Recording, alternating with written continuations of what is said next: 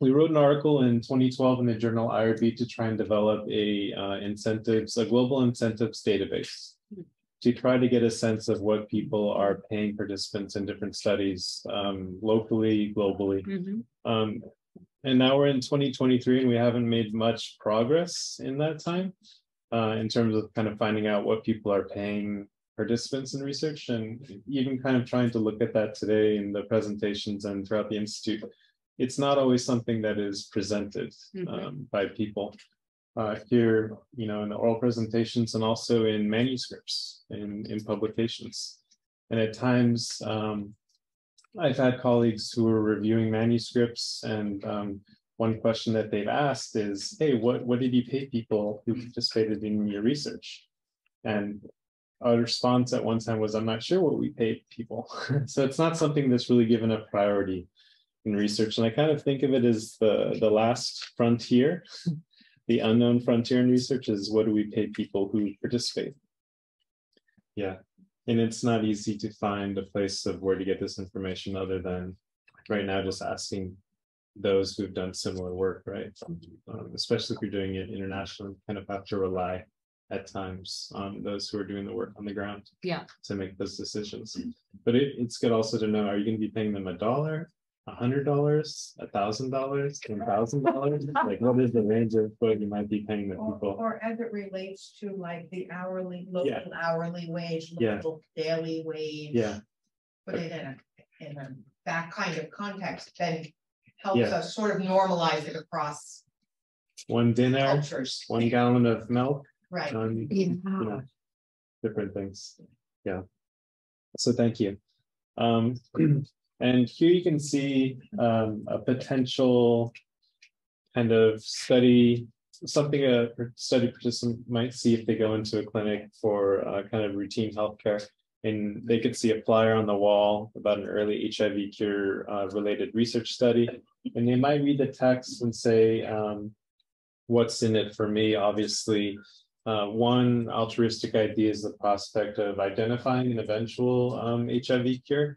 But a lot of people might look at this and say, okay, if I join the study, then I am possibly going to be cured. This is what some folks might think. And then others might say, you know, money is one thing that motivates us to participate in things in the world. So we have these amounts, you know, $5, $100, $10,000.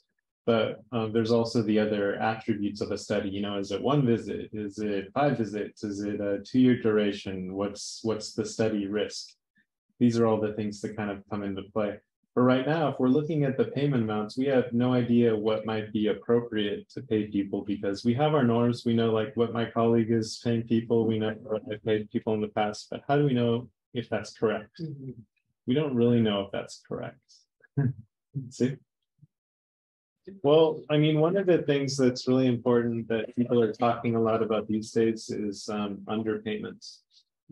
So thinking more about what is the minimum amount that's appropriate rather than the maximum amount that is too much. So who are we to say that if I give $100 in your study to a participant, who are we to say that that's too much?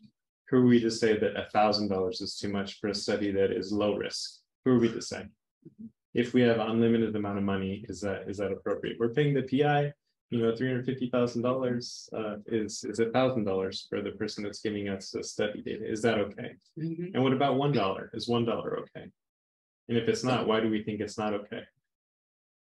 It's really, it comes down to like the dignity and the value of the person. And like, this is a very deep question that sorry, go ahead. And no, the language you use for your IRB is what is respectful, right? Respect, one of the principles. Use that.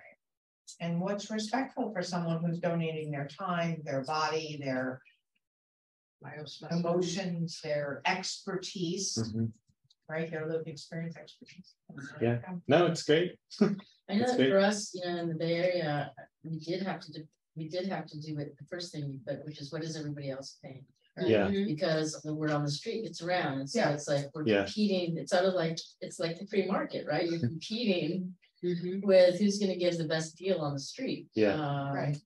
And so we always had to be attentive to if there were other injection drug users studying, for example, what were they paying? What did the study involve? Because we were asking for testing, blood draws, how long did they pass the sitting at the computer, computer assisted interview, how long did that take? We really had to put all of these things together and see, but for the participant, it was like, how much am I going to get? They weren't thinking about the amount of time that might be demanded of them. So it was tricky for us to sort of make sure that in recruitment, they were understanding that this, was in proportion to also what they were being asked to do. Yeah, and sometimes that competition could be, really good because it could keep everybody honest. Yeah. But at other times, it's hard to know what other people are paying participants in their studies because that part isn't necessarily out there always, even though sometimes participants who participate in multiple studies, they'll know like the market rate. But we also have no way of knowing if this market rate is a good rate. Yeah. Is it good? Still not to answer the question. Is it too high? We're not really sure, but we know, we might look at what has been provided in similar studies. We might look at kind of what hat we're wearing to think about what might be fair. So if you're the PI of a study, you might find it disrespectful for yourself to be paid $1,000 to lead a study. If someone said, hey, Sufish, I would like you to be the PI of the study, we're going to pay $1,000. What would you think about that? I can make that money elsewhere. Sure. Easily. Sure. Would you feel kind of maybe disrespected based on everything that you've kind of done in your research careers? That someone, Well, and so it depends on what the PI of the study has to do. Sure. But most likely, yes. 2-year study, multiple visits, you need to do all the IRB stuff, you need to do the recruitment, you need to go out there and analyze the data, you need to publish, you need to present $1,000. Yeah. So it might be disrespectful to ask you that, but we don't necessarily think if it's disrespectful to ask the participant that. And if we're wearing the hat of an IRB member, we might kind of feel the same way. We might feel a little bit different. And it also depends, if you're the study sponsor, what do you think that someone's time is worth? And is it okay if a principal investigator is proposing a certain proportion of the budget towards the participant that is higher than what you expect? And why is that not okay? And how are you making that decision on what's appropriate to give from the overall budget?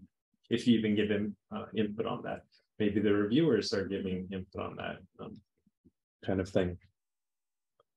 Interrupt me at any time. So I think in a perfect world, people would put in a lot of effort in thinking about what is the perfect amount to pay people in a study. They might contact other PIs. They might ask the participant what they think is appropriate, what a novel concept, to ask the person that's going to participate what they think would be good to participate in the study, or at least from the participant population. But in the real world, I think it happens really quickly. We don't really think about it. We kind of put it in the budget. It's not necessarily, it's like one of those things in the last 30 minutes, maybe, as you're getting things ready. It's not like the priority. And there's barriers to kind of like the cost of participation. We have this budget and it's all planned out and we have this amount of money left. And we think that's fine for the participant because we need to do all these other things first. And we have a little bit of money left to pay them. So it's okay. And while we as PIs might kind of rely on the IRBs to keep us in check, to make sure that we're paying, enough, not too little, not too high. The IRBs, members on IRBs, at least in my experience as being on an IRB, we don't necessarily have the same experience working with every population out there to be able to give that feedback. So there's kind of like a circular reliance. We PIs rely on the IRB is relying on the PI, and we each kind of rely on each other's expertise, but there's really no expertise on this topic area of payments. In the payment kind of literature, or in the payment kind of in the research kind of enterprise, there's no record really where we can kind of compare payments across studies. It just doesn't exist. It's not on clinicaltrials.gov. It's not like within the IRBs. A lot of times they don't know. The institutions don't know. Nobody really knows. I mean, you could talk to people and ask them, and this is how you figure out little things. But we've also had the conversation about minimum wage and like kind of thinking, oh, these are people who we are collecting information from. These are people who we value. Is their time and effort worth minimum wage? Or do we think it should be worth more than that? Yeah, I mean, if you're paying an amount that is extremely low in the study, you might recruit a different pool of participants than if you're paying $1,000 for people to be in a study. Yeah, and when we're thinking about kind of undue influence, specifically for studies that are low risk, we kind of have to make a strong argument of why we think something could be unduly influential if the risk of something is low. So let's say I'm asking you to do a 5-minute survey about how your day was today. And I'm saying, I'm going to pay you $1,000 just because I have a lot of money in my grant. Is that okay? Also on the discussions with IRBs, one of the things that they discuss is like the risk benefit ratio. But the money is not supposed to come into play for this discussion, right? So if you have a very high risk study, throwing $10,000 should not like fix the problem of it being high risk by the IRB's perspective, right? But if you're the participant, you're like, whoa, I'm doing it because of that. They're doing it for the money. So I don't understand like how we have these artificial separations when we all know that it is that way. So who perpetuates this? Regulators. Okay. I don't know, Brandon. And we go along with it, I guess. Well, as an IRB, you have to go along with the regulators because they'll shut you down. Right. Yeah. And you have to follow the federal guidance, even if the federal guidance doesn't give you specific advice on what to pay. The IRBs also do not need to establish norms on what is too high or too low. And a lot of times it really depends on their experience on what is too high or too low. So putting the risk benefit analysis aside, which is something kind of different that might come into play, that doesn't include cash, right? Risk benefit analysis, that doesn't include cash, but they also look at the cash. What are you providing people? Oh, you're providing $40. We think that this is, it seems like a lot. Can you kind of revisit that and throw that back at the investigator?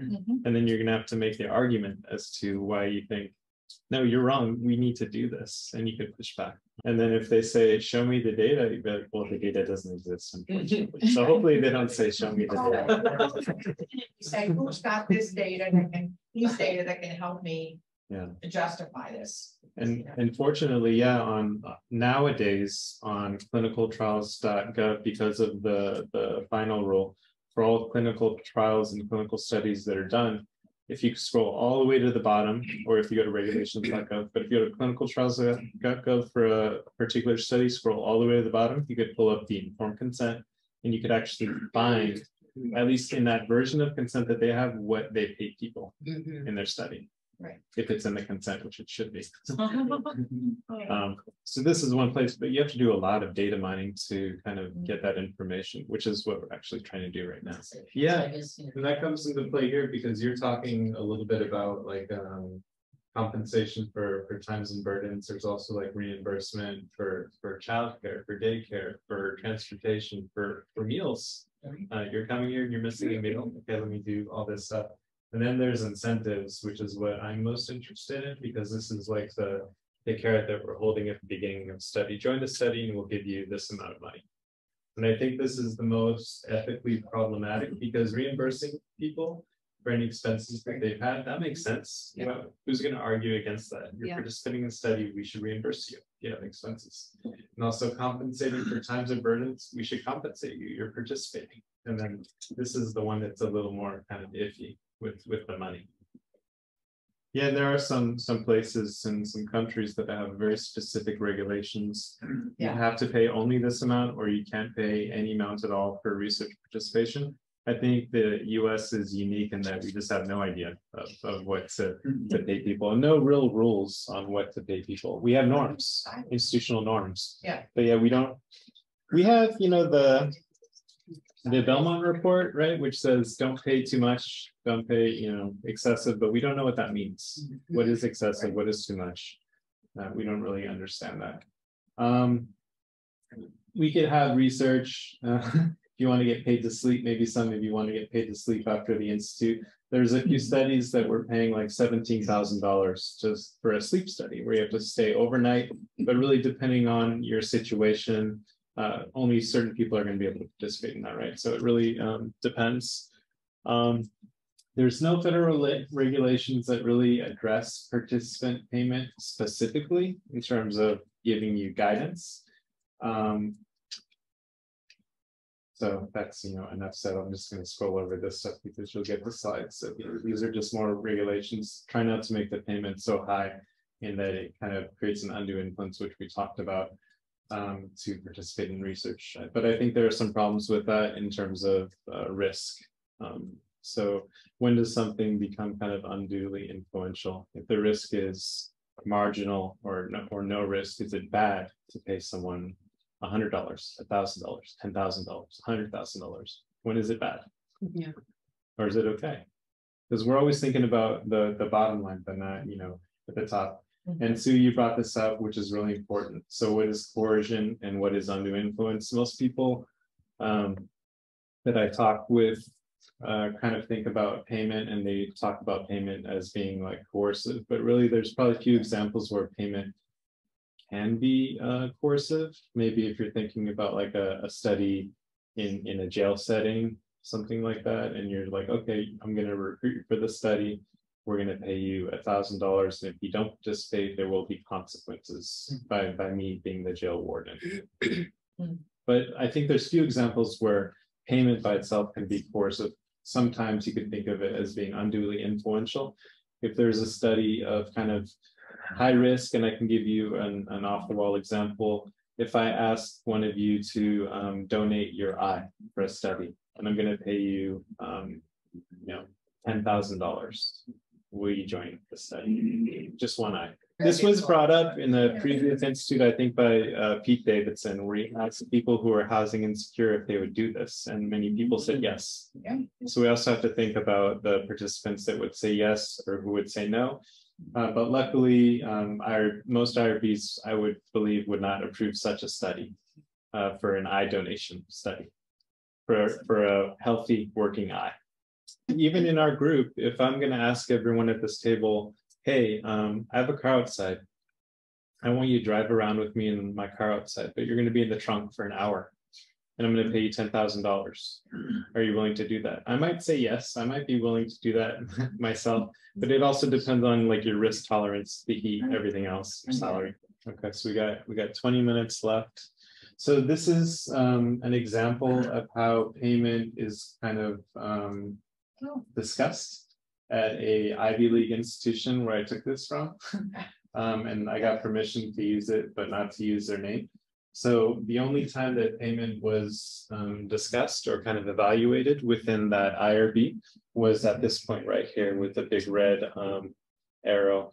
So they kind of touch on large payments and being coercive. They use coercive. This is an IRB, we use coercive or undue influence.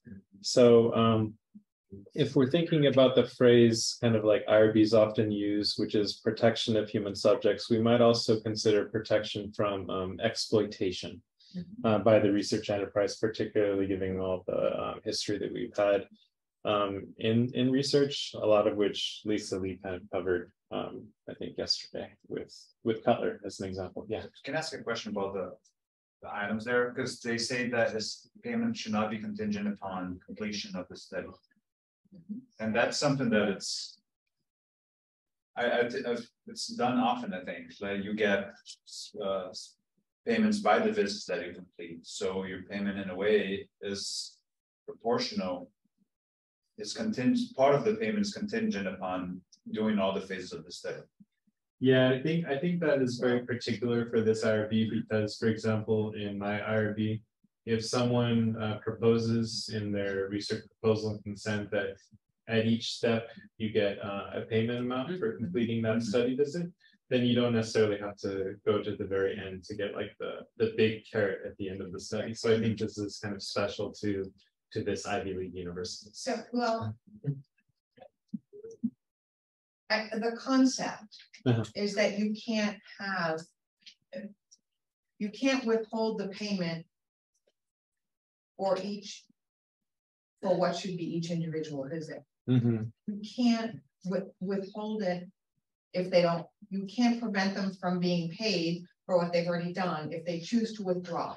The payment schedule can't be an inducement not to withdraw Mhm. with this much exception. So if you're paying $50 a visit and your last visit might be 75, maybe an IRB will allow that, but it can't be 50, 50, 50, 50, 500 for the last visit. And there has to be, if you, either you're paid at the time of each visit, or when you choose to withdraw, you'll get the proportion that you should get. Yeah. But you can't have a large amount as the inducement to not withdraw. Because then it affects your voluntariness and just being willing to Exactly. exit or not. Yeah. So there are lots of different ways to do that. But yeah. Do that. Okay, we got 5 minutes. Sorry, just got the word. So we won't go through any. You'll have these slides. We have some bad examples of incentives. So to exit the study, it was $15,000. So you had an incentive to stay in the study. And there might be more going on with this because now the person is kind of back out and possibly working on this more. There's also, you pay to enter research, get paid for risk. But how do we solve this problem of not really having an idea of what to pay people? We need data. Yeah. Data is hard to find. You can't really find it anywhere. Zooming through this so we have time. There's few publications that report on data at the institution level. Some Paramount stuff by kind of Dickert and Gray that showed there's a lot of variation within and between institutions for the same kinds of studies. So there's just a lot of variation and nobody really knows why. At my own institution, we looked at some payment information between clinical and behavioral studies, and we found a big difference with behavioral studies paying an average of $16 and a clinical study paying on average $130. So there was, a big difference. We might expect a bigger difference in payment because there's more risk. But again, from the perspective of an IRB member, we're not going to, this doesn't come into the risk benefit calculus. But surely it seems like investigators are thinking of it this way because they're paying people more for riskier studies. We did some surveys on MTurk where we looked with 300 people living with HIV to kind of get their perspective on what they think about payment. We found that they care about it, they think it's important, that it's a benefit, and that they should get payment, and that there should be a standard policy. So this was interesting to find. And then we did some interviews with 3 different groups in the research enterprise with people living with HIV, researchers, and IRB members, which was really interesting. We had about 100 participants from these 3 groups from 3 areas in the United States. We thought that people living with HIV would want to receive kind of higher pay. We thought that IRB members might be more kind of like worried about the pay, and we thought investigators might want to, or researchers might want to pay a smaller amount because it affects the amount that they're putting towards other parts of their grants. So this is what we thought. But really all 3 groups, including IRB members, said, a more risky study should pay people more. So this was interesting. So in the real world, in people's real thoughts, maybe outside of the constraints of federal guidelines, IRB members think, like everyone else, more risk, more money. Makes sense. If I'm going to do something risky, I should get more money. Sue, you brought up like firefighters, people in the real world who take risks, fishing folks, they should get paid more for their time. We had a lot of examples of, what happens when an incentive is too low. People said, this is unethical. And then people said, in this field, we expect people to do things as a volunteer, and that's not right. We should be paid for our time just like anyone else. They also said $25 might be a low amount, but something lower than that might be insulting. And when thinking about too high of an incentive, people were worried about truthfulness of responses, adherence, expectation of risk, and that it could impact voluntariness. This was kind of the thought of a lot of people. But most people said, I I think I would know it when I see it, but I just have no idea about what too high is, and I don't think I could define too high of an incentive. So we also did some vignettes. We just have a lot of data that sorry, I can't show it all to you today. And we presented this to those same three groups: people living with HIV, IRB members, and researchers. We came up with vignettes with all these gold items kind of ranging. And we asked people, what's the range for an appropriate payment for this study right here that you're saying? And I'll give you a chance to read it, but we just wanted to know if different stakeholders thought the same study, people should be paid different amounts. And indeed they did. So we looked at 200 vignettes. And when thinking about the minimum payment amount, participants gave a mean of about $1,000 as the minimum payment amount of the three different groups: IRB members, people living with HIV, and researchers. They said, okay, $1,000 is what you should pay for this vignette that I just showed you. $1,000 is an appropriate amount to pay people in this HIV cure study. For people who have depression, first in humans, moderately invasive, potential long-term risks, some impact on daily activities. They said for this, $1,000 is the median, with a range of $0 to $8,000 for the minimum amount that you should be paying us to participate, or you should be paying the participant. IRB members and researchers and participants said this. We might expect people living with HIV to kind of ask for more, given that they would be the ones eventually to participate in said studies. But if we kind of break it up into the three groups, the mean minimum payment amount was about $1,000, as I mentioned. But for the minimum amounts, we're looking at the three different groups. IRB members said $1,600 was the mean minimum payment amount, versus the other two groups. Researchers said $800. People living with HIV said $700. So on average, IRB members thought that to participate in the same study, people should make at least double what the other two groups thought, which is interesting, right? Yeah. And then kind of to maybe shock you a bit, this is the maximum payment amounts. So the mean maximum payment amount was about $2,000, with the highest being among IRB members again, which was about $4,000. But the kind of range for people living with HIV for the minimum and maximum was $700 to $800. So they were pretty tight in what they thought was an appropriate amount to pay people like themselves in a research study. So this kind of can make you think of what might be an appropriate amount, and also that we're always thinking about, the bottom, and kind of and not worried about paying people enough. So here's some data from the RETI scholars that maybe we can update with the last few years based on the different research projects and what people have paid here at in Celia's Institute. With a range, let's see, of $0 to $115 at the time.